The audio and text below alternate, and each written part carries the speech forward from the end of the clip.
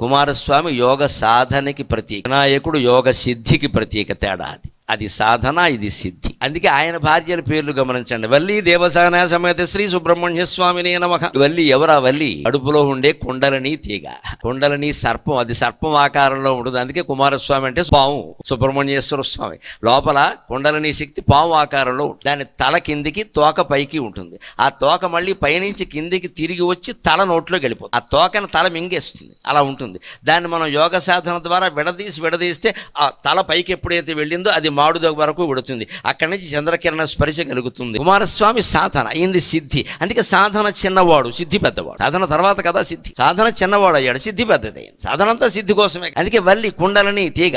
ఇంకోరెవరు? దేవసేన. దేవసేన అంటే divine army. దైవీ గుణాల యోగమే దేవసేన. అహింస, సత్యం, అస్థేయం, బ్రహ్మచర్యం, ఇవి దైవీ గుణాలు. ఇవి పెంపొందించుకుంటే యోగ సాధన వీలవుతుంది.